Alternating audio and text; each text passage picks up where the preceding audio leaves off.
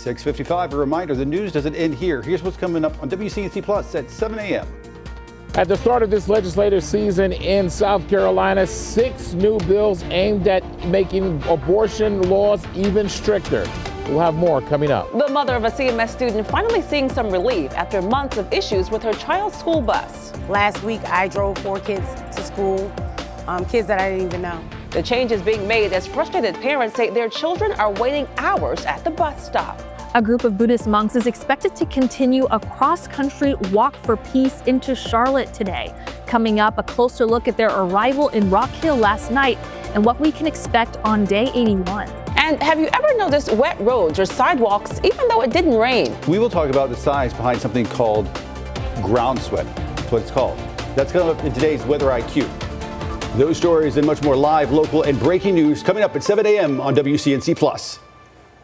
This is the most important thing you need to know as you're heading out the door this morning. We're following a pedestrian accident right there, South Kings Drive and Moorhead Street, where we do have impacts all around. Emergency responders there on scene trying to help that person and clear it. Again, you can see those delays in all directions. Lanes are blocked right now, both northbound and southbound. I'll have more on this coming up on WCNC Plus. Okay, it is a cloudier day, it is a windier day, chance for rain late morning to early afternoon, and then we start to clear through the overnight. There'll be some snow in the mountains as well. 39 feels like the 20s, 19 degrees on Friday, and after that, just feeling like winter. But some solid sun. Yes, optimism. We'll take it. Right. Join us on WCNC Plus.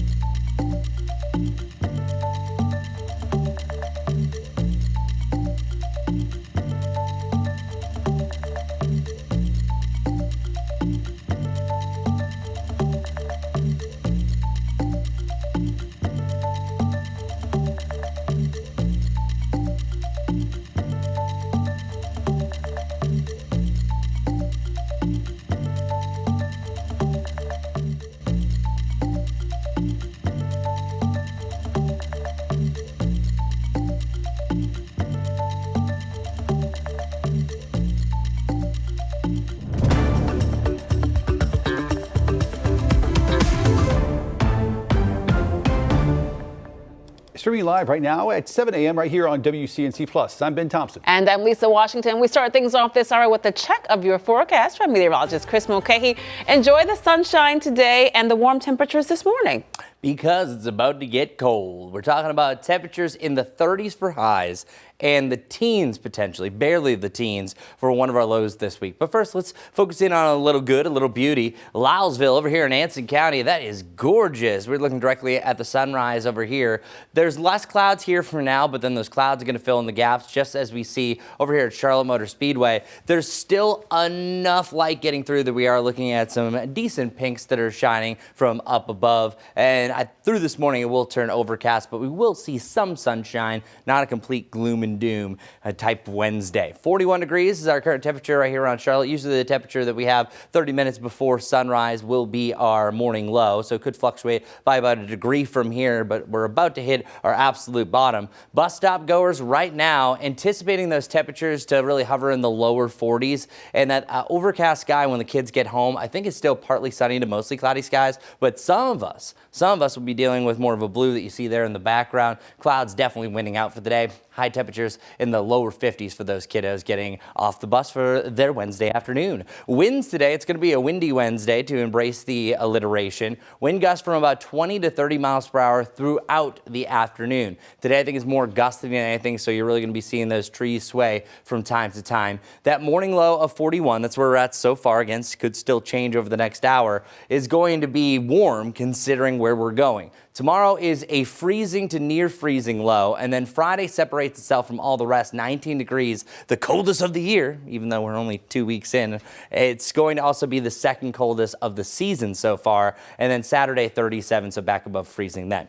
Sometimes meteorology is as simple as just seeing where the rain is and where it's coming from, and then getting the timing for it, and that's what this futurecast is showing. Oftentimes there's a bunch of different models, different variants. This one I'm showing you right here lines up perfectly. This is the one that I think is going to be more spot on. So rule number one, not everyone sees rain today. Rule number two, there's more rain down towards the south. It's really right along the I-85 corridor that we're seeing the best chances for rain. I would say late morning to the early afternoon or either side of lunchtime, sandwich time. And then once you get to about the middle of the afternoon, we're actually breaking up the clouds, allowing for a little bit more sunshine. As for the snow swoops across the Tennessee border, really starting late afternoon, heading through the evening. You could see snow as early as noon, but I'm talking about accumulating snow. Once you get to about the early morning hours, snow is starting to lighten up a little bit, still a little bit of accumulation. So by the time you get to your Thursday morning, we're talking about negative wind chills and slick roads. So likely we're either going to have cancellations or remote or at least delays for the kiddos up in Avery, Ashe, and Watauga County. Coming up, I'm going to talk more about the snow totals and where our temperatures go over the next 10 days. So I'll see you soon. But first, let's go over to Majestic. All right, it was an active end. What's going on to start the 7 o'clock hour? Still pretty busy. We're definitely seeing a lot of cars out on those roads now and a handful of ongoing accidents. But look at this. This is I-85 here, mile marker 40. That's out near Graham, where traffic is flowing as we would expect it to be. It's a pretty start to the day, though. You can see lots of cloud coverage. As we're heading into the day, there's a few things to keep in mind. This is the most important thing that's ongoing right now. It's a pedestrian incident, South Kings Drive at Moorhead Street. This is the picture that we just got into our email where there are currently emergency responders there helping to clear that incident. This is where it is here on my map. Again, South Kings Drive, Moorhead Street. Right now we know those northbound and southbound lanes are blocked because of that. Once we're heading up to the north, this is an ongoing wreck as well. Mount Holly Huntersville Road, both ways at Brookmere Lane. Not seeing a lot of impacts, but nonetheless still something to keep in mind. This is by I-85 out in Gaston County, but it's actually on New Hope Road where we do have impacts in both directions, New Hope Road and Franklin Boulevard. And those delays right here on I-85, they are already starting to build as more people are heading towards Uptown. Ben. Majestic, thanks. This morning, CMPD continues the search for the man they say is connected to a homicide from last September. Take a look at your screen. Investigators say 17-year-old Jesus Hernandez is wanted in a shooting that happened on Atondo Avenue in Northeast Charlotte. 18-year-old Jan Figueroa was killed and 2 others injured. If you know where Hernandez is, call Crime Stoppers. 2 former Rowan County deputies accused of stealing evidence and getting in the way of an investigation have turned themselves in. A grand jury has indicted Jeremy Thomason and Christopher Greer. Greer is already out on a $5,000 bond. It comes after the sheriff sent this letter to state investigators after discovering an internal issue nearly a year ago. The sheriff's office says both Thomason and Greer were fired back in March after it says evidence was handled improperly. Right now, a man is behind bars accused of shooting somebody at a meat processing plant near Shelby. Rutherford County authorities say Tuesday they got a call from Max Livermush on Hopewell Road. They were told an employee had been shot in the chest and that the shooter was still there. Once they got there, they arrested Dante Laney, charging him with attempted first-degree murder. The victim was taken to the hospital. Their current condition is unknown as of this morning. Laney remains in jail without bond. South Carolina lawmakers are pushing new bills that would make it harder to get an abortion. This comes in the first week of the 2026 legislative session. WCNC Charlotte's Richard Devane is live this morning in South Carolina in York County, breaking down those 6 bills and what they mean for the future of abortion access. Richard. Yeah, good morning to you, Lisa. Good morning, Ben. Good Wednesday morning, folks watching us on the Plus. That women who are trying to get abortions in the state of South Carolina have had a tough road, especially over the last year. Now the laws that are on the books could be even tougher. Let's take a look at some video. Basically, that's because South Carolina lawmakers now moving to further restrict abortion access.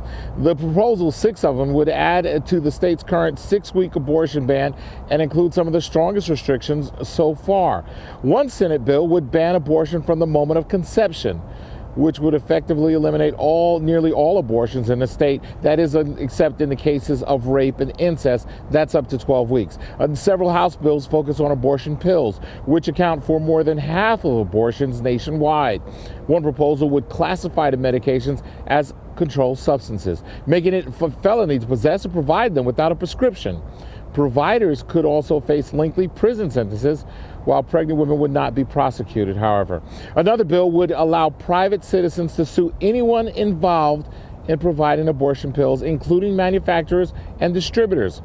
That same measure would make it a crime to help pay for an abortion for a South Carolina resident, even if the procedure happens in another state. Additionally, additional bills would permanently block abortion clinics from receiving Medicaid funding and create a new crime for forcing someone to have an abortion against their will, making it even tougher for those seeking abortions in South Carolina or actually elsewhere. Because I've never had an unplanned pregnancy, and if I wanted to be pregnant, I wouldn't have had an IUD. So it was just, it felt dehumanizing, and I felt like I wasn't prioritized with respect to our healthcare system and our government. Yeah, that woman, Ms. Shelton, actually had to leave South Carolina early last year. We spoke with her. She says she went to North Carolina to seek an abortion. Of course, these bills are in committee. We'll keep you posted as they go through the different stages of becoming a law. We're right here in South Carolina. Richard Devane, we'll send it back to you. All right, Richard, thanks so much for that. We want to go to some live pictures right now. We've been telling you about this. The group of Buddhist monks are making their journey through South Carolina this morning. They has spent the night overnight, and of course, they're getting ready to make, I think, a 23-mile journey today, heading into Charlotte. Our Destiny Richards is at the scene there. I don't know if we have Destiny's audio, but you can see them making their way out this morning. A number of people have gathered to greet them. This is a walk for peace that they are participating in. Their final destination, of course, being Washington, D.C. Do we have Destiny? Apparently not, but we'll check in with her momentarily. But again, you see that group of Buddhist monks there making their way out. They're going to be traveling. I think their final stop today is going to be in Pineville. You can see actually the folks there, they're all along their route. They're attracting onlookers of people. When you can see people have their cell phones out getting video, because it's not often that you see something quite like this. Yeah, the route started off in Texas back in October, making its way up the East Coast, including Charlotte today, and then all the way up to Washington, D.C. As well. As you mentioned, marching for peace, all part of a demonstration that they're conducting day to day, dozens of miles a day in some cases, ending today, I think, at the Marion Deal Center in South Charlotte. So just getting their day started. Long day ahead for them. For sure. We'll continue to keep you updated with this, and if we get more, we'll check in with our Destiny Richards. Well, all eyes are on Washington today as Vice President J.D. Vance is set to meet with officials from Denmark and Greenland. What's expected to be discussed next.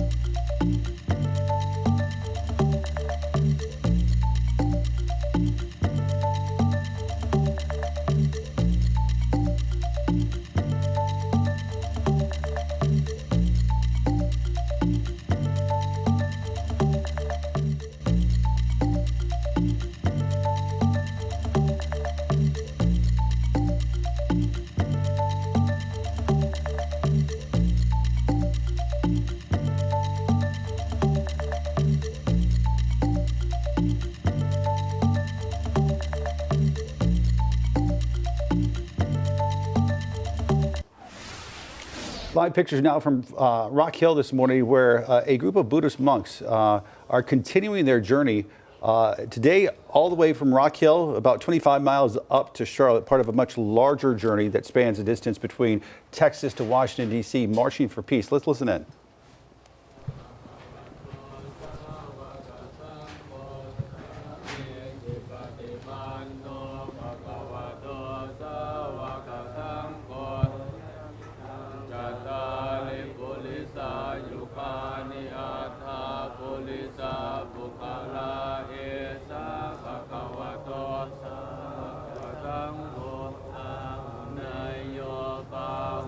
And so as we're listening to this group of Buddhist monks again, we should mention that this walk is actually part of a Buddhist tradition. They use movement and mindfulness to promote peace, healing, and reflection. Their entire journey from Texas to Washington is 2,000 miles. Again, they are in Rock Hill right now, making their way to Fort Mill, to Pineville, and ultimately to Charlotte this evening. As we've been telling you, large crowds have been gathering, people of all faiths, to show their support for this group of Buddhist monks. Wildly popular here again. Last night in Rock Hill, we had some video of just a number of people, traffic backed up for miles because people wanted to catch a glimpse of them. But you're looking at those monks live this morning here in Rock Hill before they begin their journey through South Carolina and ultimately into Charlotte this evening. Our Destiny Richards is there now. This maybe perhaps some type of prayer, we aren't sure. But again, the crowd even gathering this morning to see them. Yeah, it's not often that you see something like this. Part of I believe the morning chant that these Buddhist monks conduct every morning on their journey from Texas up to D.C. They're supposed to arrive in D.C.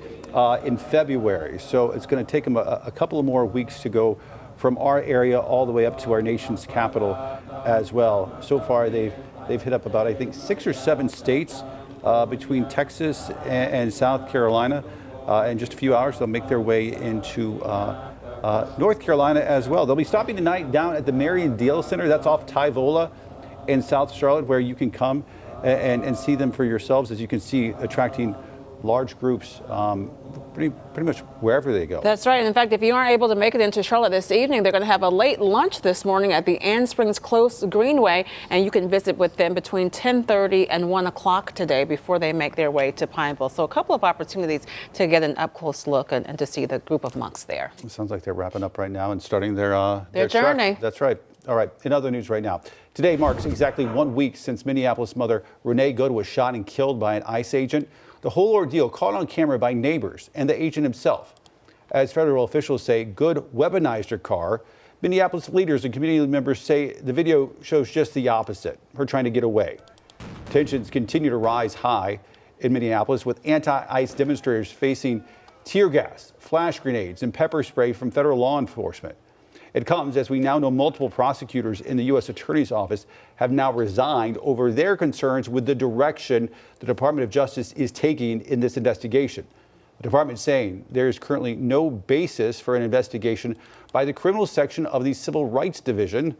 A statement former U.S. Attorney Tom Helfinger says goes against the history of the DOJ.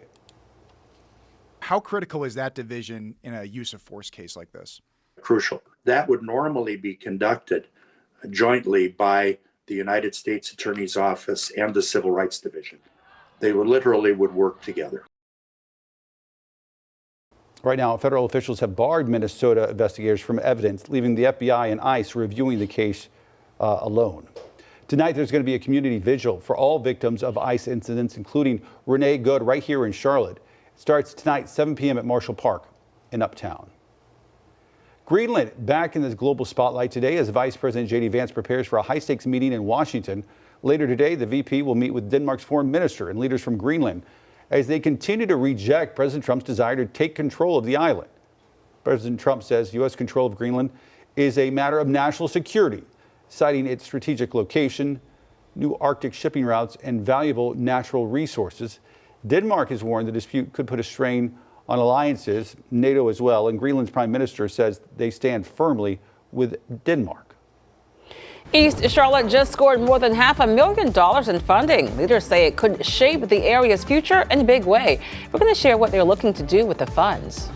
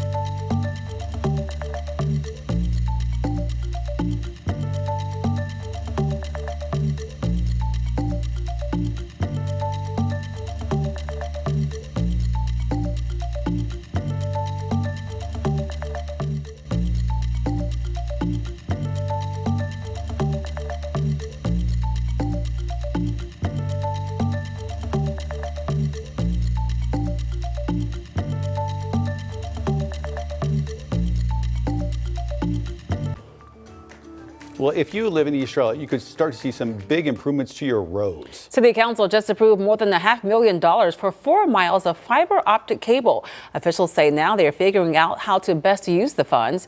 WCNC Charlotte's Julie Kay shows us how the city plans to boost both mobility and safety. This is all part of the city's strategic investment area in East Charlotte. It'll go all the way from Robinson Church Road to here on Harrisburg Road. In a year, this road will be a whole lot more connected. That we just took to council last night. City Council approved $500,000 to install a fiber optic cable. It's also a way for us to manage traffic if there were an accident or something like that we could use our systems to help the flow of traffic better. So it is literally a cable that connects between traffic signals. Ashley Landis with CDOT says that allows them to synchronize traffic signals and prioritize roads or CATS bus routes when needed. It's great for congestion. It's great for emergency management as well. It's Church Road. But long-term improvements do mean short-term traffic impacts. The roads in red are where you can expect some congestion. Coming forth to the 21st century, right? Ensuring that these roads that have been outdated and not looked after or cared for so long are absolutely taken care of. Councilman J.D. Meswera Arias represents the area and says it's well worth it, especially after the most recent Vision Zero report showed many of the intersections with the most injuries are in this district. Public safety does not only look at violent crimes, right?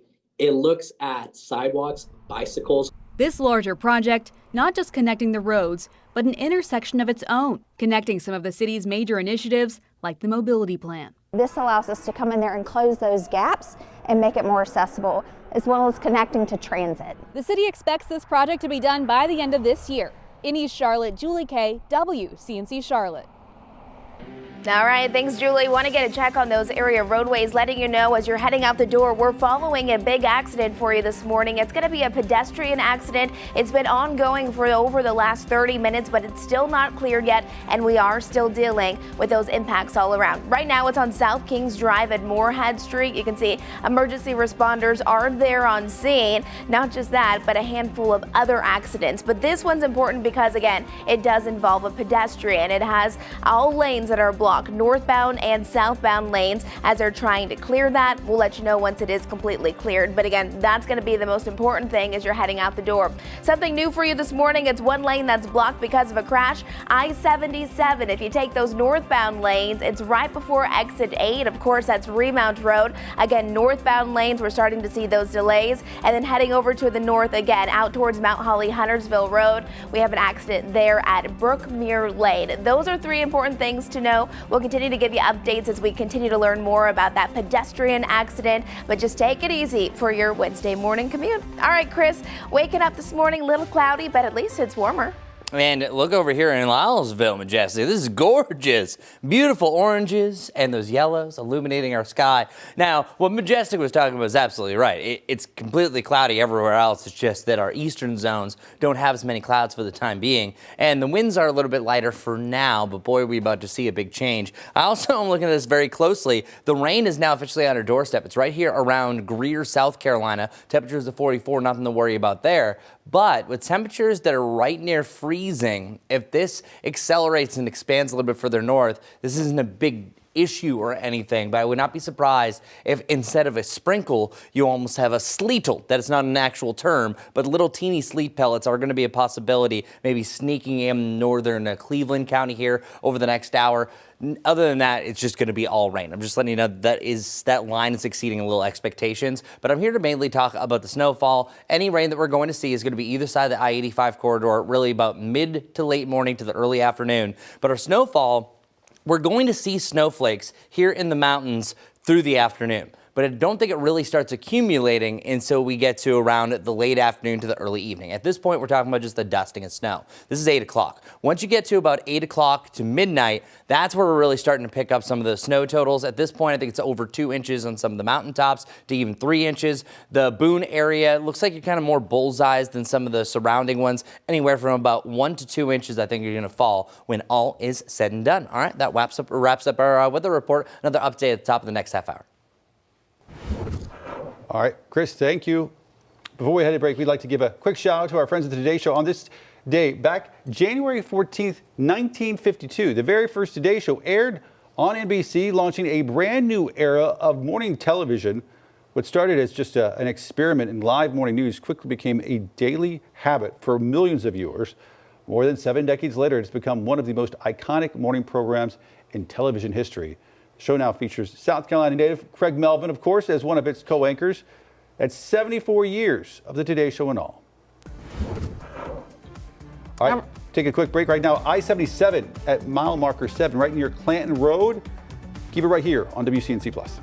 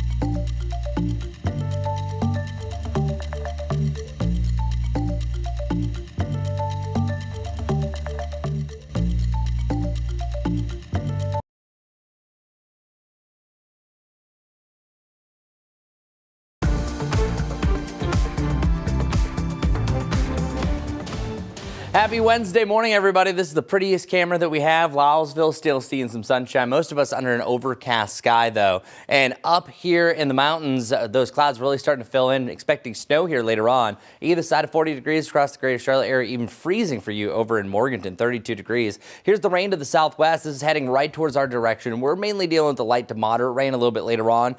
The big change in the forecast is mid to late morning is where we're expecting that rain to start to roll in, especially either side of the I-85 corridor and areas down to the south. By about the middle of the afternoon, we're even breaking the clouds, allowing for a little bit of sunshine. Snow on and off accumulating through the evening and the overnight up in the mountains, but not here in Charlotte. Then the cool down, 39 degrees, feeling like the 20s on Thursday, a 19-degree start on Friday, and then up and down, mainly below average through the weekend and next week. All right, Majestic, what's going on for our morning commute? It's the busiest start to our Wednesday morning. This is I-77, mile marker 12, out near LaSalle, where it is definitely picking up some speed as more people are waking up, and we are seeing a little bit more congestion, actually. 31 minutes if you're coming in from Matthew, so slowing you down on Independence. A handful of ongoing wrecks, but I want to let you know about this one here. One lane is blocked because of a crash. I-77 northbound at exit 8.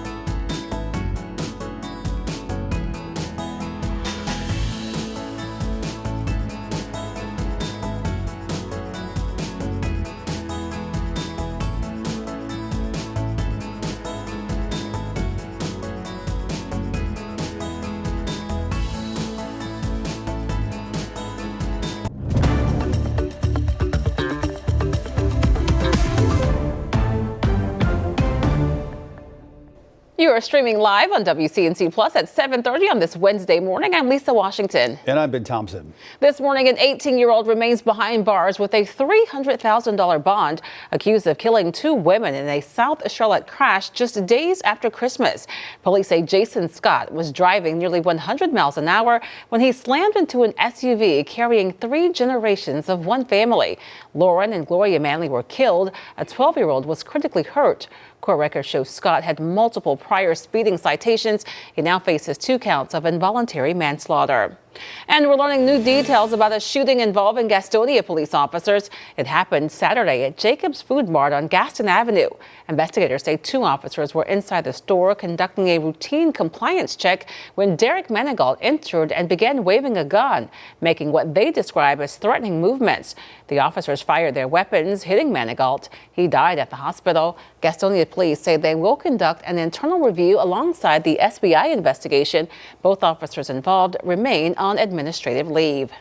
And the CMPD says it now has 2 men in custody after more than a dozen vehicle break-ins during the Panthers game. Officers say a caller spotted those suspects breaking into cars on Westmere Avenue Saturday. Court documents show Naum, Stroman, L, and Anthony Canada were caught running away from that scene. Police confirm they are linked to at least 24 car break-ins. Both now face several charges.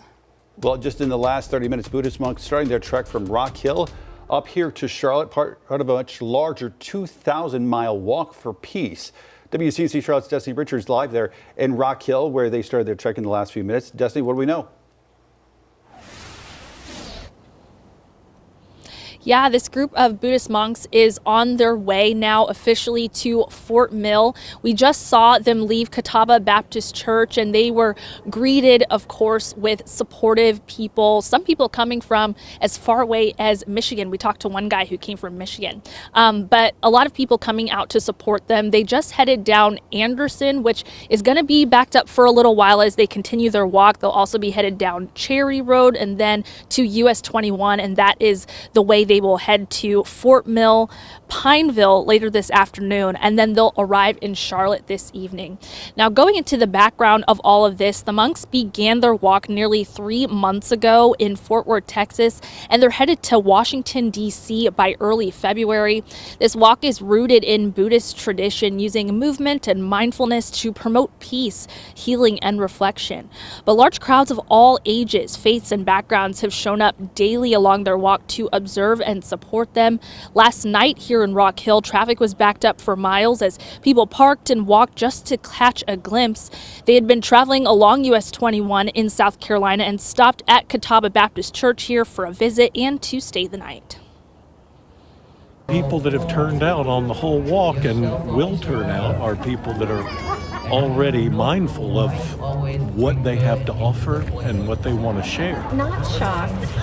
We did plan to come here as opposed to waiting until it came closer to Charlotte because we thought it'd be a little bit less crowded, but it was really validating and kind of exciting to see the traffic. The group is expected to stop for lunch late this morning at Ann Springs Close Greenway, and people are welcome to visit between 10:30 and 1 p.m. Then they'll walk through Pineville this afternoon. And this is all approximate, of course, because it is a long walk and they just left within the last 30 minutes.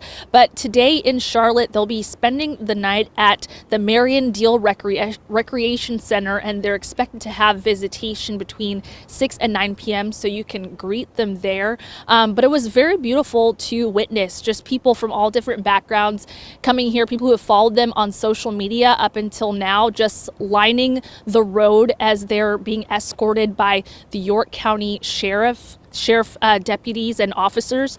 So again, they are making their way now. They just say that, keep an eye out for them, especially along Anderson, which they just left on Cherry, and then along US 21. Stay out of the road, stay out of the walkways, and more than anything, just be respectful. Of course, you can always follow their live map. Organizers have been talking about a live map where you can track their routes and their rest stops so you can follow along. We have details on all of that in this story on the WCNC mobile app.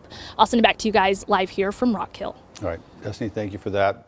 7:34 right now. This morning, Governor Josh Stein has new perspective from Charlotte teachers on how the state's new cell phone policy is impacting classrooms. He met with folks at East Meck Tuesday. The idea behind the law to protect students' safety online, limit distractions in the classroom, and promote more face-to-face interactions in class. The law also requires schools to teach social media literacy. Coming back from the pandemic, I feel like the students really needed some structure in how to manage their phone after having devices, 24/7 constantly. So I think they appreciate the structure. And even when I collected phones before the policy, and then you had like some surveys and things at the end of the year, I would even have students comment, "I'm glad you made us give you our phone. I was able to focus." The policy does allow cell phone use for certain exceptions like emergencies, health concerns, educational matters as well. Question for you. Have you ever stepped outside and noticed wet roads or sidewalks even though it didn't rain? Majestic explains how the ground can get wet even without a drop of rain in today's Weather IQ. You know when it looks like it rained overnight, but the radar is clear and the rain gauge is empty? It's kind of confusing, and you may be thinking, what's going on? Let's raise your weather IQ and explain why it doesn't always take rain to make the ground wet. This weird weather event is called ground sweat. Yes, just like the ground is actually sweating. Ground sweat happens when warm, moist air moves over cooler ground, usually after a chilly night, or when the dew point of the air is higher than the ground temperature itself. The moisture in the air condenses right at the surface, just like water droplets forming on a cold glass. You'll often notice it on roads, sidewalks, driveways, and bridges, especially early in the morning. Ground sweat is most common in late winter and early spring when temperatures swing a lot from day to night. Clear skies overnight allow the ground to cool quickly, then warm air moves in by morning. Now, while it's usually harmless, it can create slick spots, especially on untreated roads and bridges. But the good news? Once the sun gets higher and temperatures warm up, ground sweat quickly dries out. With your Weather IQ, I'm meteorologist Majestic Storm. And now we know. I didn't know it was called ground sweat. Like, I've obviously seen it before, but had no idea that's what it was called. It's interesting because I oftentimes notice it. I'll be walking my dog or waking up early in the morning and the ground just looks so wet. I'm like, I know it did not rain. But it's interesting because it only happens really in the southeast where we're working with humid air because the ground's cool and then the air right above it is moist and it's warm. So it just condenses and kind of creates like those little water droplets right on the ground. So it is like a form of condensation. Absolutely. Right. Oh, very interesting. But just right above like the cements, driveways, walkways, that type of thing. Now we know. Yeah, there you go. All right, let's get a check of the forecast right now. Chris standing by. I'm glad that there's no ground sweat to start off the day, but we will have some plain old rain making those sidewalks wet from place to place. Not everyone will see the rain today, but especially down to the southeast. 41 degrees is what we have right now, and then that's going to warm up to about 43, 44 over the next hour. We're already seeing signs of a little bit of precipitation, so this isn't always hitting the surface, but this is piquing my interest that areas from, say, around Lincolnton to Hickory over to Morganton, wouldn't be surprised if you might have a little bit of a sprinkle action going on here, or even a couple of sleet pellets that try to maybe survive the decline down towards the surface. So keep an eye on that. For the rest of us, I think most of the accumulating rain is really arriving close to about 9 o'clock, and that's going to be either side of the I-85 corridor and continue to push its way further off towards the northeast. This is a lot of rain here, especially heavy just southeast of our area, but we're going to avoid really the heavy stuff. So here's what it looks like over the next 36 hours. A cold front is going to push through. That's going to filter in some much cooler air, and it's going to keep snow around for the mountains for over 24 hours, but it's very light snow, so that's why there's currently no winter weather advisories for our North Carolina mountains. Over in Tennessee, there is a couple of counties in far western North Carolina, but not for Avery, Ashe, Watauga, or any of the mountainous areas of Caldwell and Burke County. Here's a look at our futurecast hour by hour. We see some rain starting to sneak in really between the 9 to 2 o'clock hour, and the heaviest rain, as I mentioned, is going to be well further off towards the east. It's going to be a colder rain, mainly in the 40s, with the chance of temperatures getting into the lower 50s. We're only going to see the lower to the mid 50s if we get that sunshine. There is a chance for a brighter sky or a brighter, cloudier sky by the middle of the afternoon before more clouds start to fill in the gaps. If you're watching from the foothills in the I-40 corridor, you can just pretty much bank on a cloudy day for much of the day. But for the snow, It's just in the mountains, especially along the Tennessee border, and it's hour by hour through the afternoon that you see snow, and then it steadily starts to pick up. I think most of the accumulation that we see from this is going to be during the evening hours and the early morning hours, so about an 8-hour period overall. Then after that, you could still have some snow bursts. That's a quick little dusting to coating to add on top of everything that we have, but most of it, again, is going to be the evening and the early morning hours with some on and off snow potential heading into the afternoon. For that long-range forecast, Jerry Hunt Supercenter 7-day, here's the big cool down, 39 degrees. This is the coldest day, followed by the coldest morning on Friday, where we're going to be either side of 20 degrees. I have a low of 19. We try to get back above normal, but it's going to be very close. 52 is the average. We're just above that on Saturday. And then boom, another drop. More of those 20s and 40s take over before we'll have another warm up to end next week. All right, so that wraps up our weather report. What's the new status that we have outside, Majestic? It is slow moving right here. This is mile marker 23 near Gilead right here on I-77. We are seeing delays there as we have an accident, and I'm going to walk you through that, but I also want to let you know we're getting really close to the start time. A new project starting here in Matthews. It's going to be today through Friday from 9 a.m. until 2 p.m. both days. It's specifically going to be on Crestdale Road. They're working on a water tap installation project, so that could be a little bit of a headache if you typically drive that way. Otherwise, here's my map. This is also a headache. I mean, we have a handful of problems, almost 24 things that are currently ongoing. Right here, here's one lane that's blocked. This is going to be on I-77 northbound, so that goes back to just that live camera look that I was just showing you. The actual accident is right here at exit 8 at Remount Road. Now, cars are still moving, but it's just going to be even slower than it typically would be without a crash. A new crash is on Queens Road, both ways being impacted as well at Providence Road, and then just to the south, still staying on Providence, both ways again at Sharon Lane. We'll have another check on roads coming up here soon. Majestic, thanks. 6 fully vaccinated people have now caught measles in the South Carolina outbreak. Now one family is speaking out. Stay with us.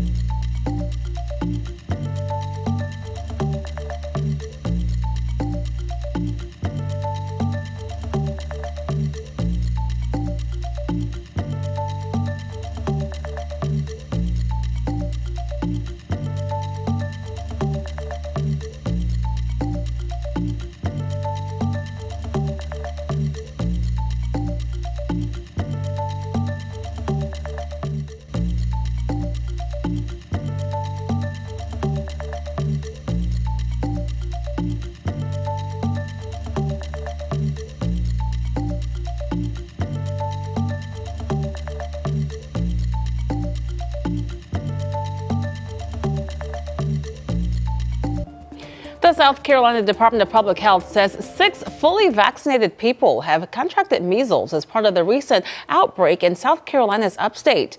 Leah Phillips spoke with the husband of one school teacher who contracted measles after being exposed by an unvaccinated student. Her entire Christmas break was spent on either in the hospital on isolation. Concerns are on the rise as measles continue to spread throughout upstate classrooms, and both student and teacher safety is at the forefront. My message for the school board is it's time to take a look at where we are. Tim Smith's wife, an elementary school teacher, began showing symptoms just days before going on winter break. One of the children in her class was diagnosed with the measles. They was notified of that. After she was notified, she went and had a test done that come back in a few days later that told her she had no immunity. Despite being fully vaccinated, his wife still caught the virus. It's a rare but possible reality. Give parents an option. Either vaccinate your children or homeschool them, just whichever way you want to go. The Spartanburg District 2 School Board told us they were unable to respond to public comment, but state law does allow for vaccine exemptions if conflicting with religious beliefs. Anybody can holler for a religious exemption for their children. Addressing the school board about these frustrations at Tuesday's board meeting, Smith hopes for a change. If you're going to ask for a religious exemption, personal opinion is you should keep your child home and homeschool them. The whole reason we do vaccinations is for a herd immunity, and we try to protect everybody. 7:26 right now on WCNC Plus. About 800,000 fewer people signed up for Obamacare coverage through early January compared to the same period last year. The decline comes as the expiration of enhanced premium subsidies in December pushes up premiums. The federal government had offered the enhanced subsidies since 2021. On average, the expiration has doubled the price of premiums. People can still enroll in plans through tomorrow. The final numbers on the decline won't be available until the middle of the year. The FDA wants suicide warnings to be taken off some popular weight loss medications. The affected products include Zepbound and Wegovy. The request follows an FDA review that found no increased risk of suicidal thoughts or behaviors with the use of GLP-1 medications. Those drugs were first approved to treat type 2 diabetes, but they have gained popularity since being approved for obesity in recent years. There is a hopeful milestone in the fight against cancer. New data shows 7 in 10 people in the United States now survive at least 5 years after a cancer diagnosis. By comparison, in the 1970s, only about half of cancer patients lived 5 years or longer. Doctors say this 5-year mark is critical as the risk of many cancers returning drops significantly after that point. Advances in treatment mean many cancers are now being managed as chronic diseases rather than the death sentences they once were. A new study from the University of Sydney in Australia says 3 everyday habits can work together to add years to your life. And researchers say these habits matter because they tend to reinforce each other. Take a look. The first one up here, diet. Researchers found people lived longer when they ate, no surprise here, lots of fruits, vegetables, whole grains, fish, and cut back on processed foods. Then comes the next thing. Again, no big surprise here, exercise. The biggest boost went to people who got between 42 and 103 minutes of movement every single day.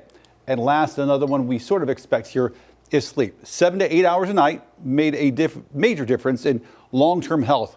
When all 3 habits were combined, people not only lived longer, but they stayed healthier too as well. And larger changes could add as much as more 9 years of life.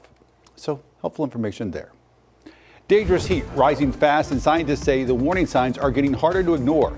We'll tell you what scientists are saying about the heat this year.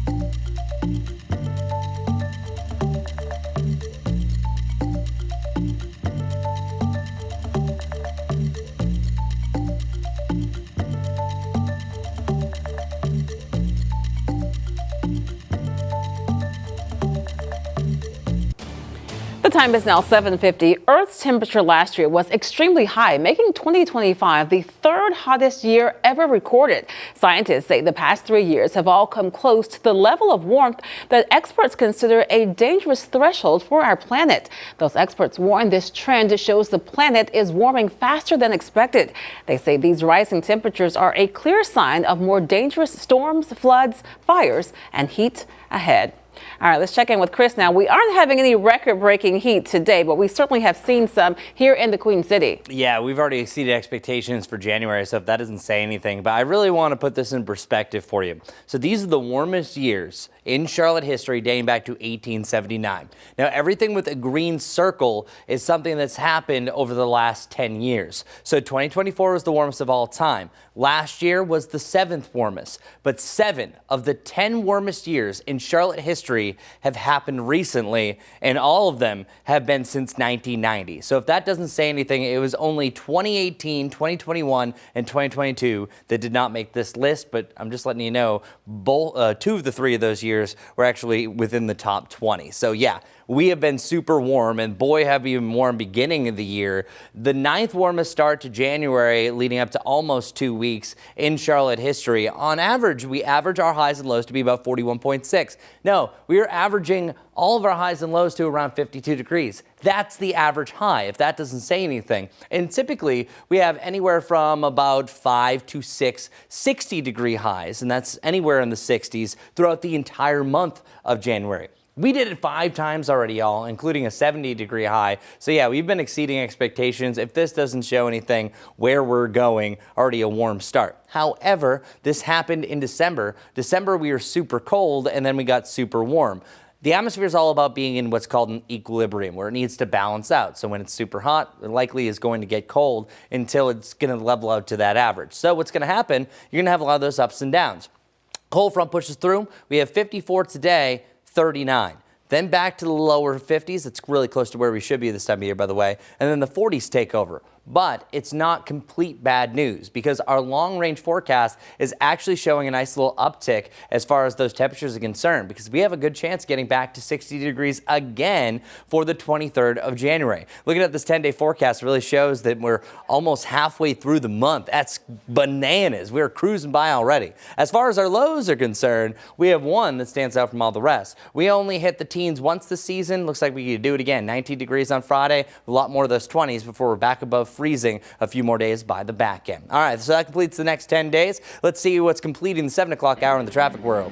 All right, take a look at this. I mean, we are seeing numerous accidents across the board in and around the Charlotte metro area, a handful of ongoing problems. Let's highlight a few of them that'll likely impact the morning commute. Now, this one most definitely still not cleared. It's going to be I-77 northbound lanes right here at exit 8. That's Remount Road. We're seeing delays. However, cars are still moving. They're just moving a little slower because of that crash. Another crash. This is Queens Road both ways at Providence Road. Providence is having some problems this morning because we have an additional crash not too far away. This one here on Sharon Lane. We're following those 2 crashes right there on Providence. 485 out towards Valentine, also very slow. That extends up towards Matthews and Mint Hill. The inner loop right there, no crashes, just a busy morning commute. Guys.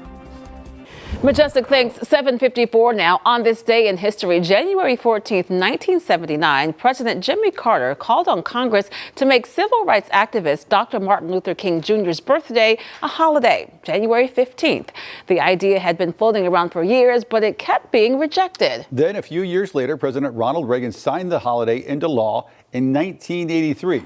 Their first official MLK Day celebrated in 1986, honoring King's legacy and impact. And due to the what's called Uniform Monday Holiday Act, MLK Day is celebrated every 3rd Monday in January. And stick with us to hear how the city of Charlotte is honoring Dr. King's legacy, coming up on WCNC Plus at 8 a.m. Right now, we're going to take a quick break. We'll make sure that you keep it right here, streaming live on WCNC Plus. 44 degrees right now. This is the warmest morning of the week. We'll be right back.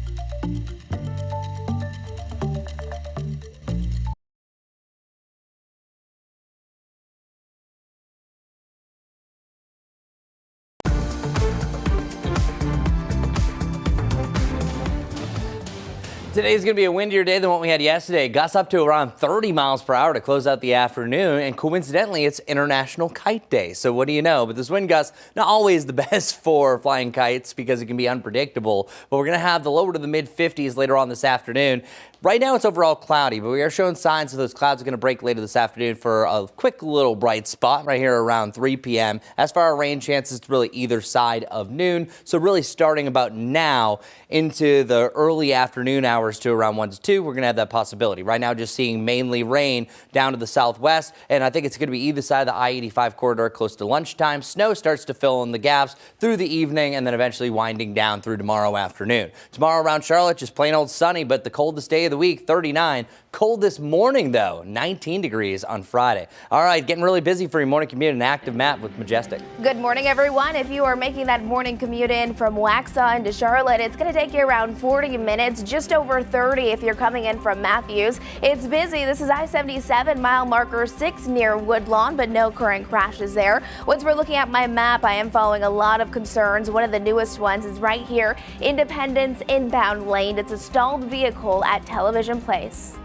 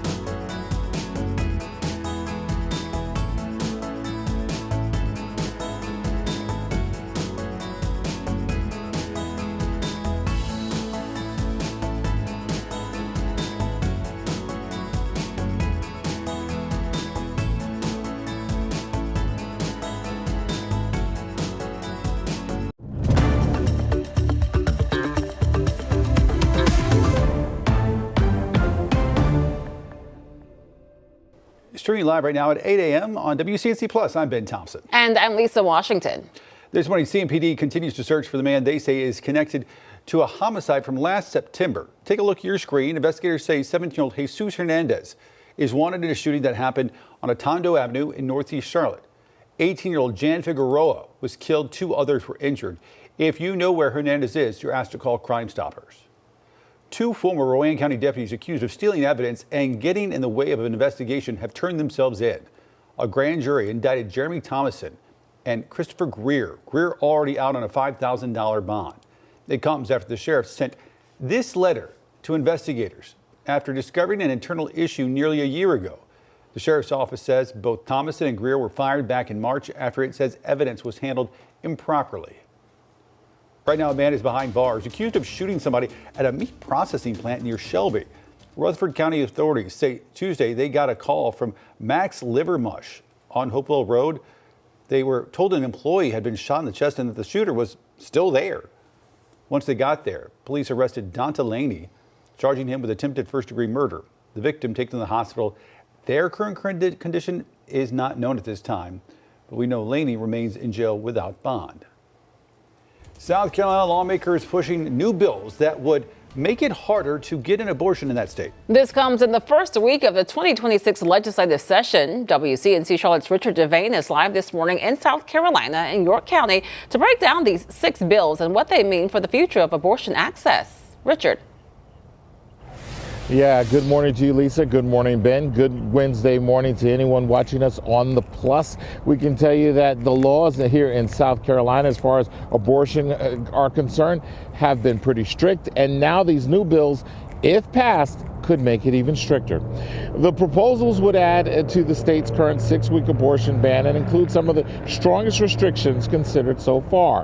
One Senate bill would ban abortion from the moment of conception. Now, that would effectively eliminate nearly all abortions in the state. Limited exceptions would remain for rape and incest up to 12 weeks. Several House bills focus on abortion pills, which account for more than half of abortions nationwide. One proposal would classify medication as controlled substance, making it a felony to possess or provide them without a prescription. Another bill would allow private citizens to sue anyone involved in providing abortion pills, including manufacturers and distributors. That same measure would make it a crime to pay for an abortion for a South Carolina resident, even if the procedure happens in another state. Additional bills would permanently block abortion clinics from receiving Medicaid funding and create a new crime for forcing someone to have an abortion against their will. All these laws could make it even tougher for those who seek abortions in the state of South Carolina or elsewhere. Because I've never had an unplanned pregnancy, and if I wanted to be pregnant, I wouldn't have had an IUD. So it felt dehumanizing, and I felt like I wasn't prioritized with respect to our healthcare system and our government. That woman, Ms. Shelton, actually went from South Carolina to North Carolina seeking an abortion. Now, these bills are all just introduced. We'll keep you posted on every step of the way throughout. We're right here in York County. This is Richard Devane. Guys, we'll send it back to you. Richard, thanks so much. The mother of a CMS student is finally seeing some relief after months of issues with her child's school bus. Parents across the district have complained about long waits at the bus stop, missed pickups, and unreliable communication. For some families, it's been more than an inconvenience. It's been a safety concern. Last week, I drove 4 kids to school, kids that I didn't even know, because the buses are leaving them out there too long. This is not an isolated incident. It's a systematic failure affecting working families across Mecklenburg County. And then I received a tardy notice through the text message through my phone from school, your son is tardy. After sending a letter to CMS, Jasmine Penn, the mother who you heard there, says the bus finally arrived on time, and CMS assured her these problems won't happen again. New this morning, CMS graduating seniors will cross the stage at the Truliant Amphitheater, formerly known as PNC Music Pavilion. CMS has approved a contract allowing a 3-day rental and setup to host high school graduation ceremonies and rehearsals at the end of this school year.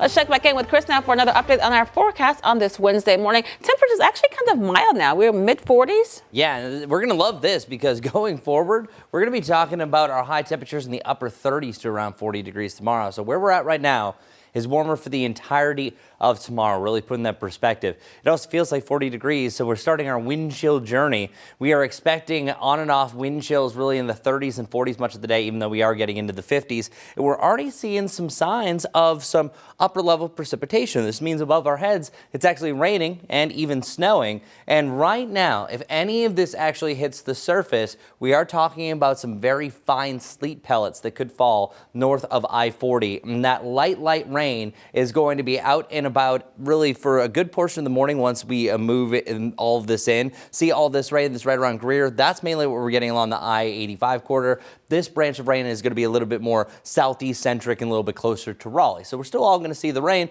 It just doesn't really come in equal parts. So where we were just looking with that little bit of pink, there's a 70% relative humidity.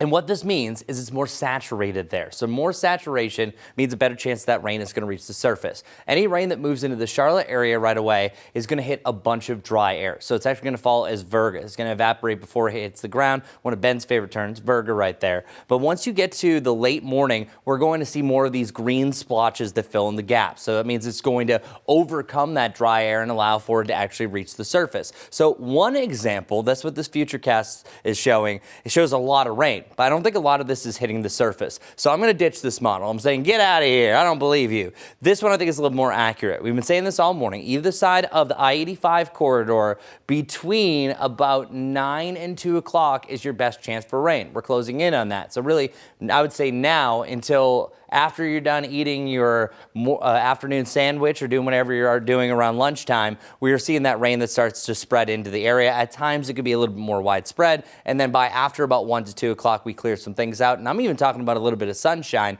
depending where you are. Then we follow it up with some snow. I think that snow is going to be present during the afternoon here in the mountains, but it's really not until later on in the evening and the overnight that we start to see a little bit more of that activity. So that futurecast snowfall that we're looking at for the North Carolina mountains really picks up during the evening hours through the overnight. And if we get some snow bursts and maybe some little mini little cells that are going to allow for some quick bursts of accumulation, I think we're easily seeing 2 to 4 inches the further you go up above 4,000 feet. But for some of our more populated areas, we are seeing the signs of this. We can see as much as 3 inches, but the norm is going to be 1 to 2. I'd say a spike to about 3 inches. So anticipate some delays or some remote school days for the kids on Thursday. Doesn't look to be a major impact, but I think one other thing that goes along with this, the wind chills anywhere from 0 to about -10. So a big cool down behind this. Coming up, I'll talk a little bit more about the temperatures, where we're going in our extended forecast, but let's get right over to a very active start to your morning commute. Look at that map, Majestic. Lots of accidents this morning, so make sure you're planning accordingly as you're heading out the door. Let's get straight to it. A very important one. This is going to be on I-485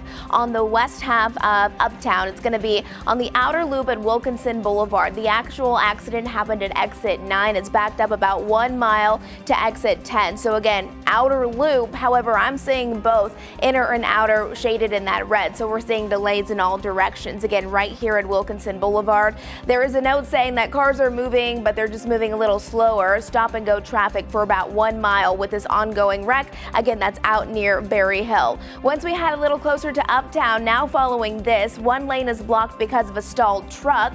This is on 7th Street, impacting all directions right here at Hawthorne Lane. And then the third thing I want to let you know about is going to be Providence. Providence has kind of been messy this morning. This one specifically on Sharon Lane in Providence, where we have a crash. Mainly those northbound lanes will be impacted with stop and go traffic. We'll have another update coming up soon. Lisa.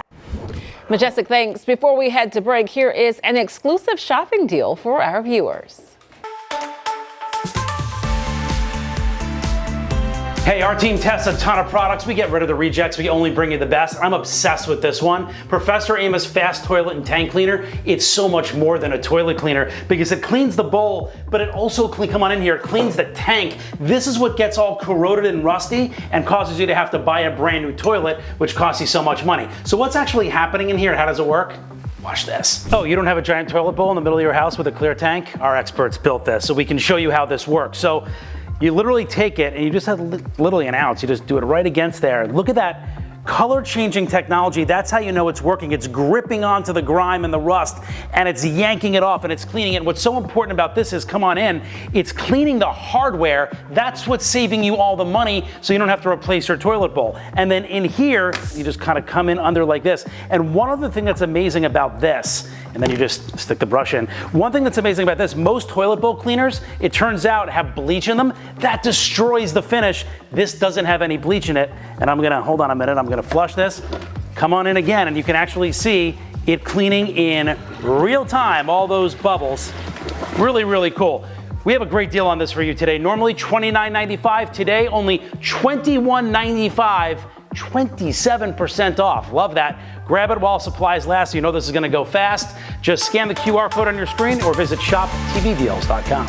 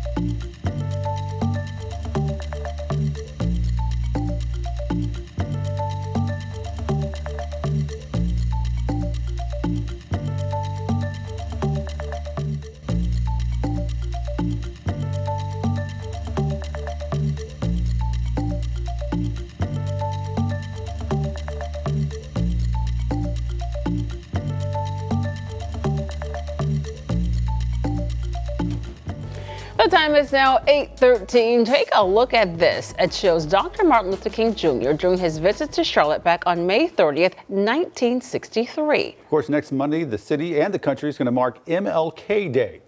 Dolores Reed Smith joins us live this morning. She is the chair of the city's Dr. Martin Luther King Jr. Planning Committee. Dolores, thanks for coming on. We appreciate it. Good morning. So lots of events happening. We want to talk about those, but first, the photo is so interesting. I want to know more about that visit back in 1963. Can you give us some context around it?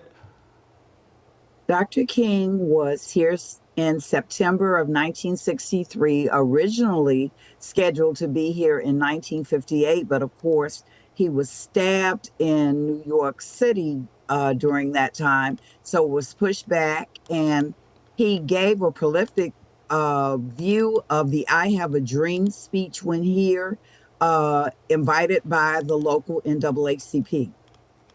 So, I mean, wow, for those who were there to witness that, I can only imagine. Now, we know that the events kicked off on the 12th of this week, but what does the rest of the week look like for the Dr. Martin Luther King Jr. events happening this year?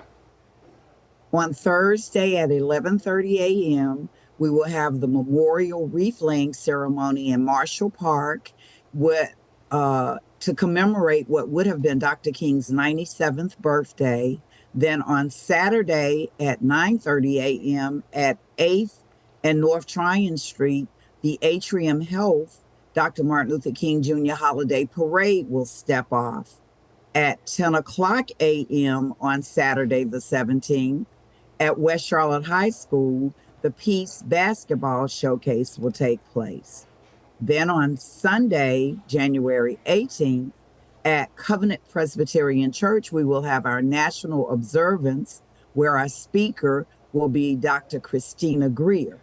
And then on Monday at 1 o'clock at Charlotte Ballet, we will have our Charlotte Mecklenburg School Arts and Writing Contest Winners Awards.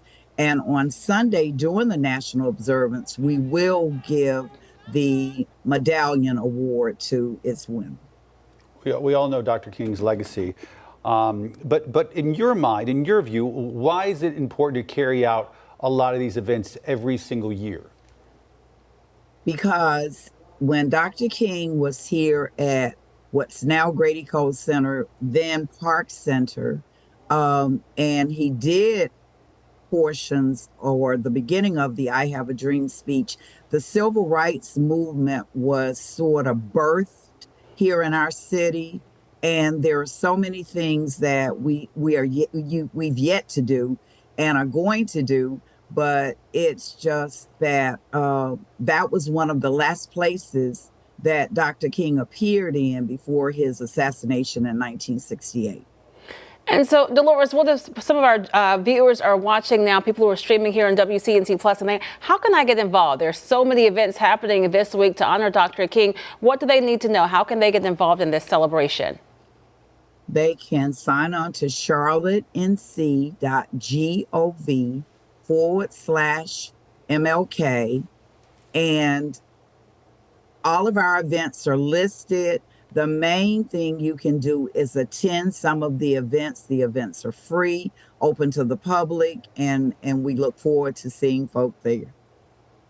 I think it's so important that if you think of this as just part of the past or history, as she just pointed out, Dr. King could very well still be alive today if things had been different. But his legacy lives on, and the city of Charlotte making sure there's multiple ways that you can take part. For sure, and still so many lessons to be learned from Dr. King's work. All right. Dolores, thank you so much for taking time. We appreciate it.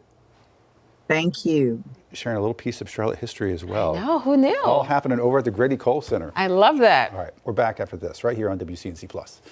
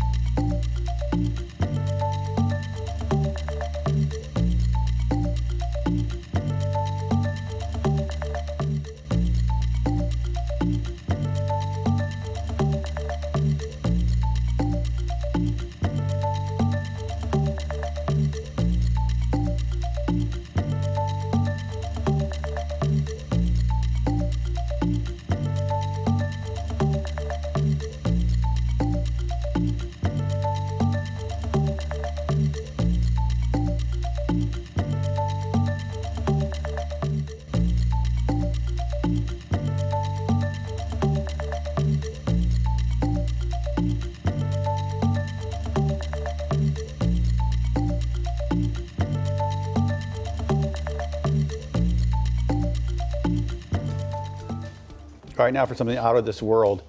A new study could change our understanding of the relationship between the Earth and the moon. All right, follow us here.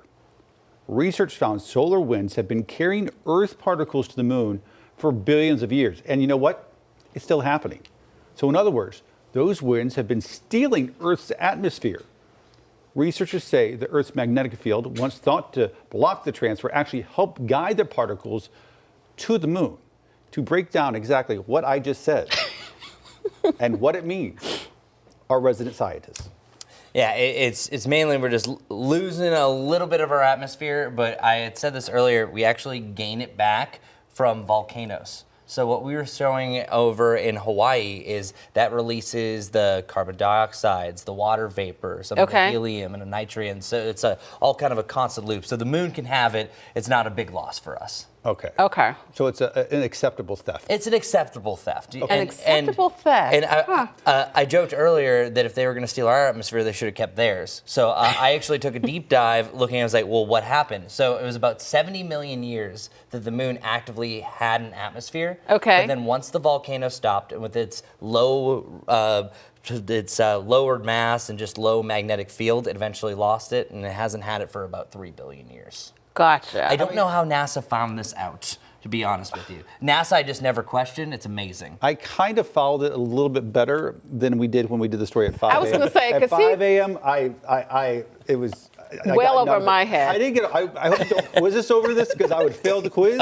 But I feel like I at least got a little bit more of it now. No, and I also got excited. I talked to my producer and I was like, okay, maybe we only give like one fact at 5 a.m. Yeah, you were piling it on, and we were trying to follow, but it was kind of difficult. No, Ben's like, okay, and then I was like, stop, Chris, stop. Okay, all right, we get it. I think I said, let me cut you off. I think you did. Yes, you cut him off. I think it is. So. It like literally was the hook. No, you should have, because I'll just keep going. I'm still going to talk about the moon though. So the moon rises and sets every day, just like the sun, but it's always changing its times. So our moonrise today was at 4:16. It's actually around its highest point now, and then sets at 1:49. So it's actually interesting going forward over the next few days. It's going to be a nice little crescent moon, kind of that like almost God's thumbnail, as some of them call it.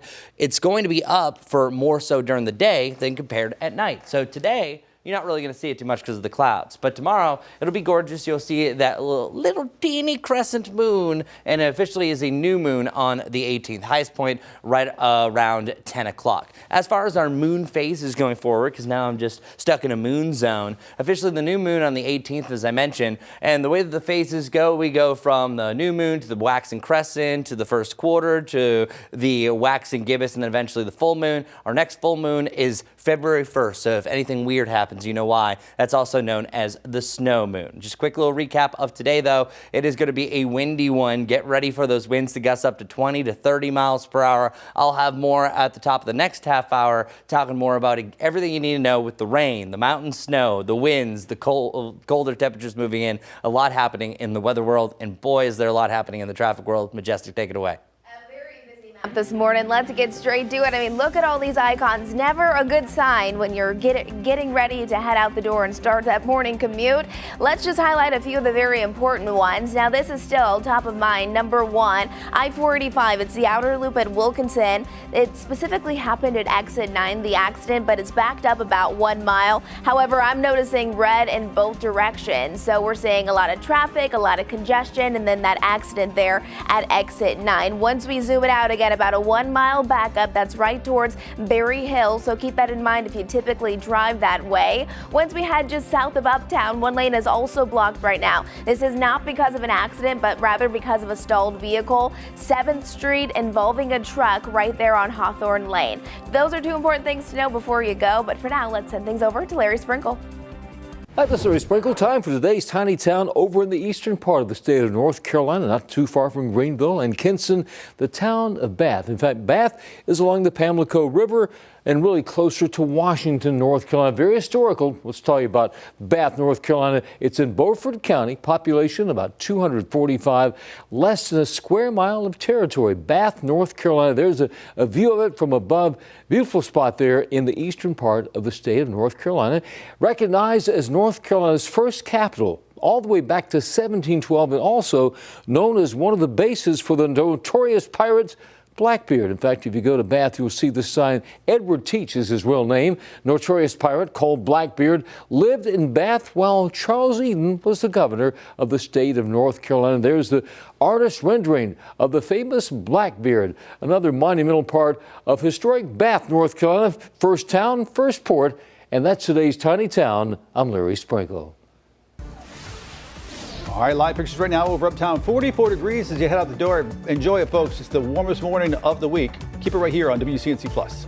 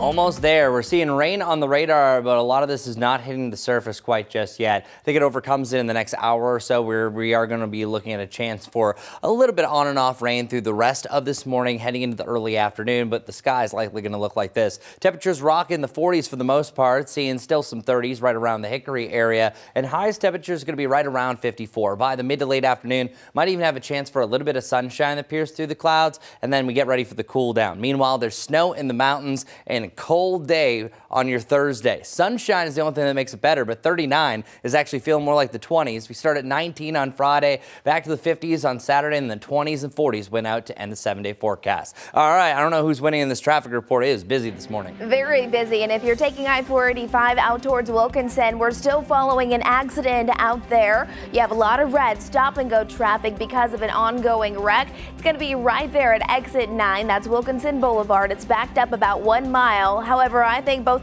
inner and outer lanes are really jam-packed this morning. It's a combination of that accident, but also a lot of people traveling. I-485 definitely busy for you this morning, and this is a new crash now just into our newsroom right here on Tryon Street and Arrowwood Road. Take it easy this morning.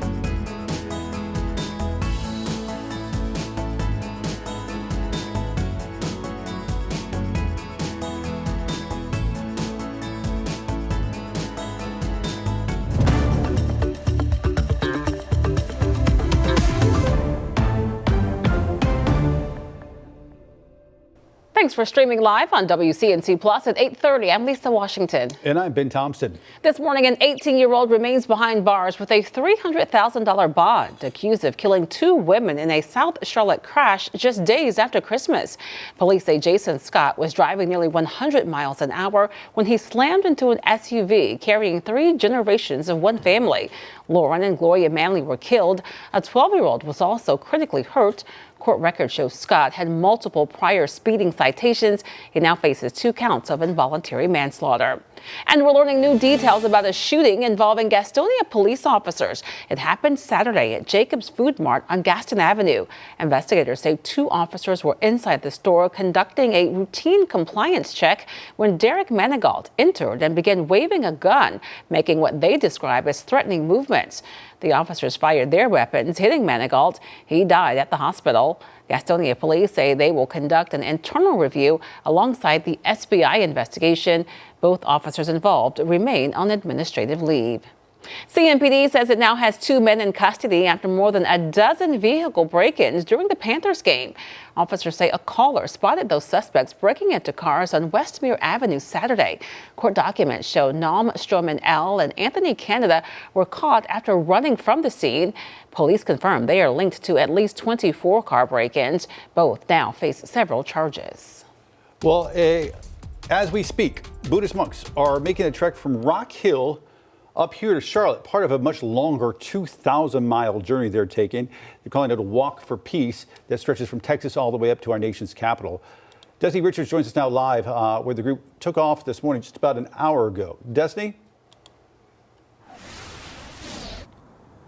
Yeah, they are on their way to Fort Mill right now, and eventually Charlotte, this cross-country walk for peace has really captivated people on social media and in person across 6 states, and they'll be entering their 7th state, North Carolina, by the end of today. Again, they're headed to Fort Mill, then Pineville, and then Charlotte by this evening. Here's what we captured this morning here at Catawba Baptist Church. Dozens of people showing up just like they did last night when these Buddhist monks came to rest, and they woke up early this morning and headed out. Of course, this is a quiet, respectful observance, so people lined up a walkway heading out of the church. They were able to offer flowers, of course respectfully, and some of them had signs. Some people were just recording or just observing the moment. Some people praying alongside them because they did stop briefly to do a prayer before heading out onto Anderson Road. But they are being escorted by the York County Sheriff vehicles, and they have a long way to go before getting to Washington, D.C.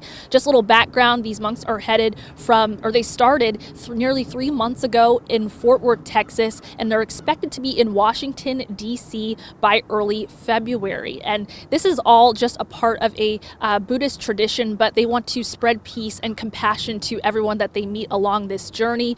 We met one man who came here all the way from Michigan. He plans to walk respectfully behind them today, and here's what he had to tell us. This was just an opportunity to join and honor their mission, which I think is humanity's mission. It's a difficult time, in the world, and this is one thing that we can do energetically, put our actions into that can hopefully make a little difference.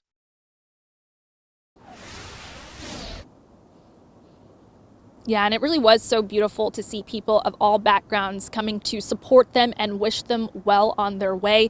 Just a little rundown of what's expected today. They're expected to be in Fort Mill at Ann Springs Close Greenway. That's where people can come to visit them between 10:30 and 1 p.m. today.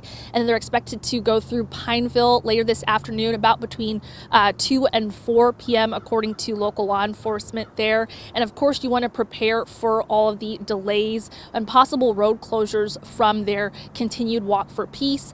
This evening, they're expected to be at the Marion Deal Recreation Center, and visitation for people who'd like to come by and see them is from 6 to 9 p.m. Of course, you can follow all of their routes and rest stops along this journey online. We have more information about that if you'd like to come see them in this story on the WCNC mobile app. And of course, we'll be tracking their trek to Charlotte today as well. I'll send it back to you guys live here from Rock Hill. 8:35 right now. This morning, Governor Josh Stein has new perspective from Charlotte teachers on how the state's new cell phone policy is impacting classrooms. He met with folks at East Meck Tuesday. The idea behind the law to protect student safety online, limit distractions at school, and promote more face-to-face interactions in the classroom. The law also requires schools to teach social media literacy. Coming back from the pandemic, I feel like the students really needed some structure in how to manage their phone after having devices, 24/7 constantly. So I think they appreciate the structure. And even when I collected phones before the policy, and then you had like some surveys and things at the end of the year, I would even have students comment, "I'm glad you made us give you our phone. I was able to focus." The policy does allow exceptions for things like emergencies, health issues, and educational matters. All right, 8:36 now. Let's check back in with Chris to find out more about our forecast for this week because things are changing. Boy, they're changing. Comparatives can be great, saying like warmer, better, but instead I have cloudier, windier, and cooler. Maybe not what you want for a transition. We are going to be an overcast majority day, but then it really isn't until the middle of the afternoon that you have partly sunny skies. Wind gusts about 20 to 30 miles per hour, and then cooler by about 5 to 7 degrees compared to what we had on Tuesday. Mainly rocking the upper 40s to the lower 50s today. Seeing a cloudy sky, but hey, it could be a lot darker gray. What we're looking at right now is just trying to overcome the dry air that we have in place. 44 degrees right now around the Charlotte area with a real feel of 40 degrees. Looking at the Doppler radar, you're like, oh man, it is raining right now. No, it is not. Maybe you have a sprinkle that's coming through. Maybe a couple of sleet pellets are trying to sneak in right here around Morganton, but it is way too dry, at least down to the south, right around the Charlotte area. Right through here, there is a better chance, and then most of the rain that we are going to see is going to be in the eastern side of the Carolinas once this moves through. But yeah, either side of the I-85 corridor can anticipate rain to end the morning and also to begin the afternoon. But here it is, relative humidity. This is a little more advanced meteorology, but I'm going to make it simplistic for you. If this value is below 60%, likely it's not raining.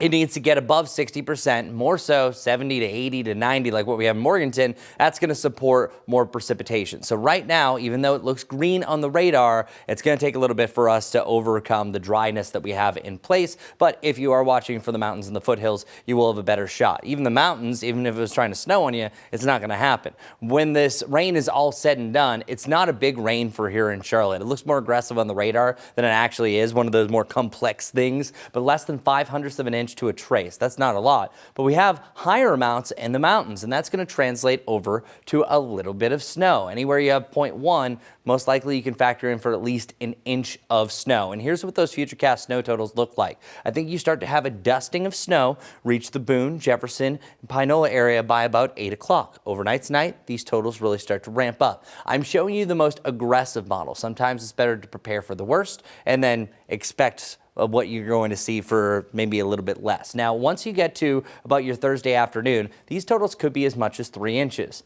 But watch, we have a lot of other models that are saying, whoa, graph, that's a little aggressive. Most every other model is showing about 1 to 2 inches of snow. So I think most likely there's going to be an average of 1 to 2. Not saying you're not going to see this. I think above 4,000 feet, the higher you go up in the mountaintops, for sure seeing up to 4 inches of snow. Just the dry air is going to be a little bit tricky. I think a lot of the models are overlooking that. And our 2 inches of snow zone, this is brought to us by the Climate Prediction Center. They're showing not a really good shot. Now along the Tennessee border, absolutely. So likely, I think this is going to be mainly 1 to 2 inches, and we don't even have a winter weather advisory. If we were calling for 3 inches of snow, the National Weather Service would have a winter weather advisory in place. So that's my little snow example. Wanted to focus in on that. All that rain is going to be done by later on this evening for the Charlotte area, even by this afternoon where we see some sunshine. Sunshine on Thursday with highs in the upper 30s, feeling like the 20s. Very cold start to your Friday, and then boom, we try to get back to the 50s on Saturday, and then much cooler after that. But I do have some hope. By day 8, 9, and 10, we should start to warm back up above the average and even challenge 60 degrees 10 days from now. All right, so that is our weather report. Majestic, hopefully it's a little bit calmer than it was not too long ago. We had over 24 accidents at one time this morning, and now we're looking at 4 main things to let you know about as you're heading out the door. 8:39 right now. Let's go ahead and zoom into this spot south of Uptown. It's going to be right off of 485. 1 lane blocked because of a crash. It's going to be on I-485 exit 57. That's out towards Providence Road and Ray Road. So we're seeing minimal impacts with that. This one here, we're starting to see more orange now popping up. It's also south of Uptown where a lane is blocked. It's going to be on Carmel Road out there, and just continuing to see those slow impacts. Off to the east we go. This is a newer crash here. It's on Camp Stewart Road at Harrisburg Road, just right before 485, but not too concerned with this one because, again, still seeing a lot of green in and around it. Now, I want to highlight this. This is going to be the one lane that's blocked. It's an accident that is involving a truck on 7th Street in Hawthorne Lane, seeing a combination of oranges and yellows. Yes, there will be some delays. If you're coming in on I-77, this is York County. Some of our cameras here. Slow moving, of course, from York County into Mecklenburg County, but it's nothing that we're not used to for this time of the day. Drive times, they look like this. If you're coming in from Gastonia, about 45 minutes, 30 if you're coming in from Matthews, and just over 55 if you're making that commute from Salisbury into Charlotte. Ben. The NASCAR season fast approaching, and the Cup Series will again be back at North Wilkesboro. Tuesday, cars were back on the track as drivers tested NASCAR's new 750 horsepower engine package that'll be used at nearly 20 tracks throughout the season. However, there's not going to be an all-star race at Wilkesboro this year, but it will host the Window World 450, the first points-earning NASCAR Cup Series race at the Speedway in about 30 years. UNC Asheville rolling out a major expansion to make college more affordable for families across the region. Hear who qualifies next.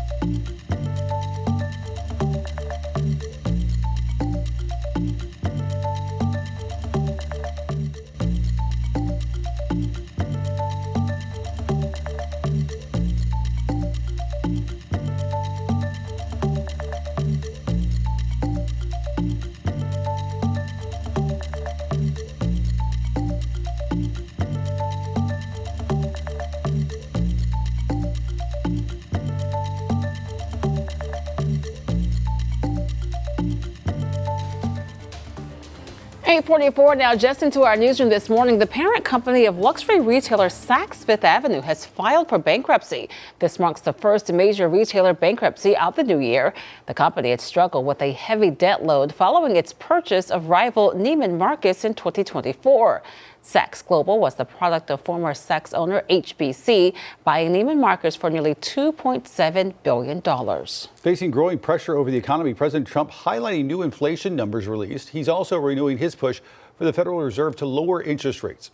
NBC's Gabe Gutierrez is at the White House as the Justice Department continues its investigation involving the Fed chair. President Trump hitting the road. They're building more plants in the United States because of tariffs. Touring a plant that makes F-150 trucks with Ford executives in Michigan. That's what these policies are doing for Ford. We're going to actually expand one of our existing plants. The trip comes as the president faces growing bipartisan backlash over the Justice Department's criminal inquiry into Fed Chair Jerome Powell. Hopefully he'll be out of there soon.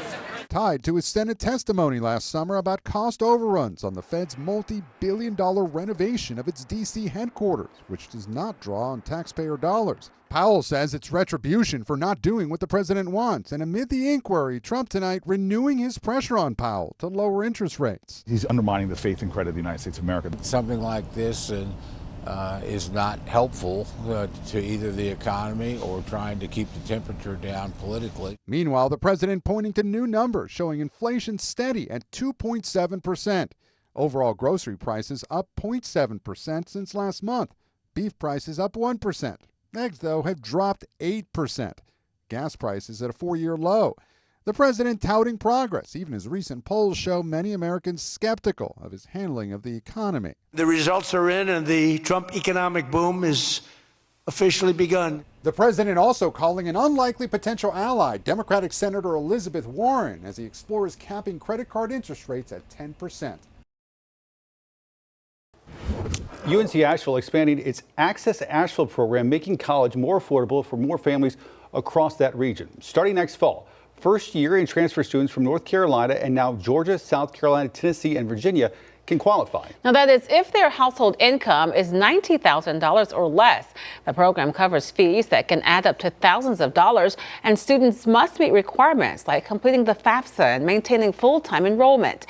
UNC Asheville hopes the expanded program will open the door for more students who once thought college was out of reach. Gas prices holding below $3 as we move further into the new year. According to AAA, the national average sits at $2.84 a gallon. In North Carolina, the average $2.73. In South Carolina, $2.57. The national inflation report shows that falling gas prices played a key role in slowing overall inflation last month, with fuel costs dropping 0.5% in December. 19 degrees, can you believe it? That's going to be our low temperature on Friday. So yeah, we're warm for now. Enjoy the 40s while we have them this morning, and the 50s even heading into the afternoon. Coming up, we'll talk about how long this cold's going to stick around. 19 degrees, will we revisit this again? Will it stick around? Well, that and more in our 10-day forecast. See you soon.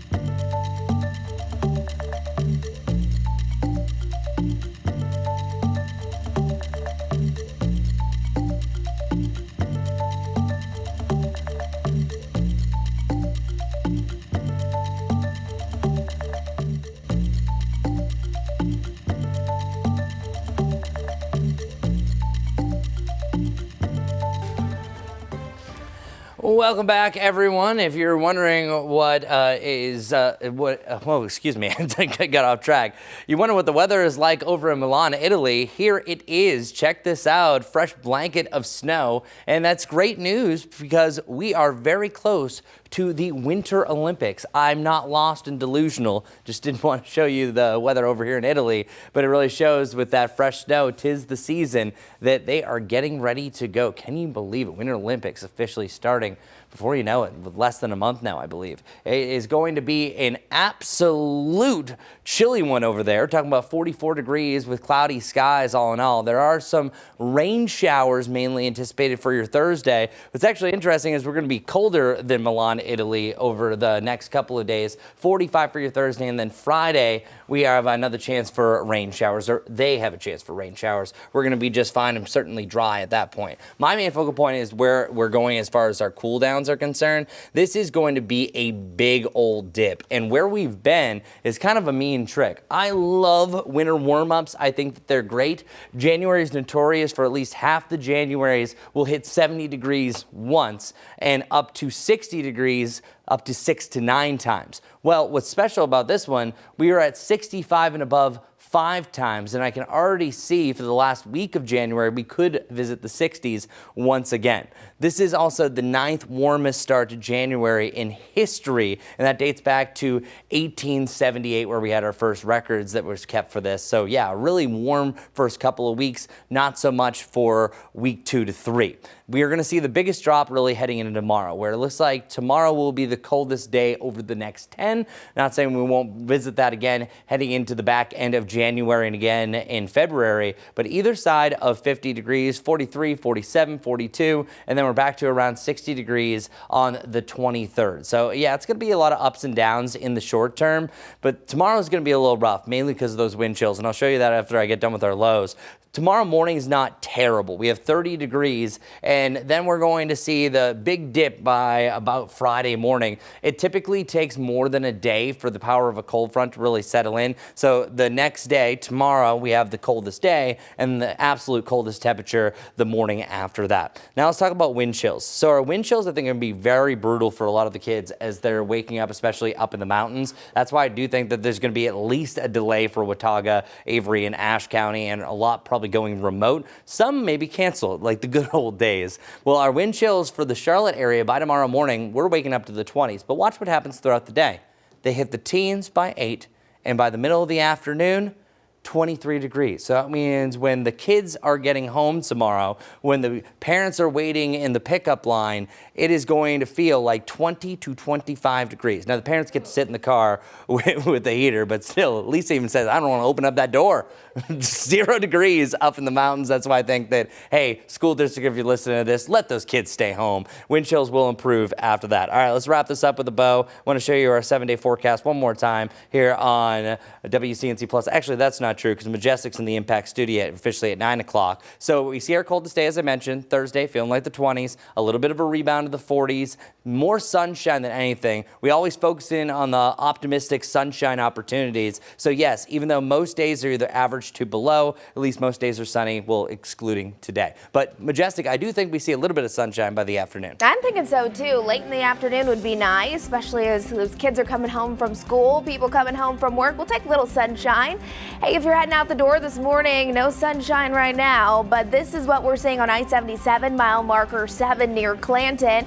Few cars out there, of course, but not seeing any major delays. We do have slow moving conditions on I-77, of course. Those inbound lanes is what we'll get you. We're also seeing some delays out there on I-85 in Gaston County, and then 485 out towards Matthews. We're down to 4 accidents right now. This one is still not cleared. I've been talking about it for almost an hour now. One lane is blocked because of a crash. I-485 between exits 57 and 59, so Providence and Ray Road. And then once we head over to the east, this is where we also are watching this crash. Minimal impacts. It's going to be at Camp Stewart Road, both ways at Harris Road. So just keep this in mind as you're heading out the door. Again, not seeing anything significantly delaying you down on I-77 right now. Majestic, thanks. 8:55 now. We need to take a quick break, but make sure that you keep it right here streaming on WCNC Plus. At the top of the hour, our Jane Monreal is going to take over from our live Impact studio. She's going to have more from Destiny Richards and the group of traveling Buddhist monks making their way through South Carolina and into Charlotte tonight. Stay with us.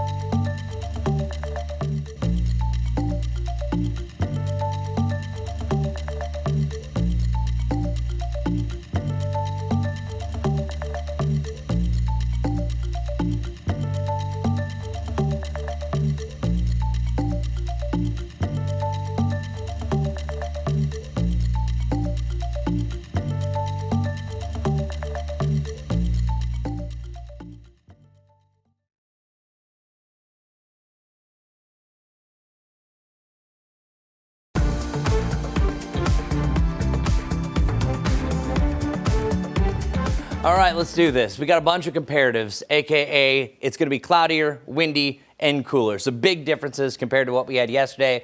Wind gusts to 30 miles per hour. I do think we see a little bit of sunshine for the afternoon and cooler by 5 to 7 degrees, but that's nothing. Because once this front clears, which by the way, best chance for rain is really now until about 2 o'clock on an off light rain shower, especially either side of the I-85 corridor.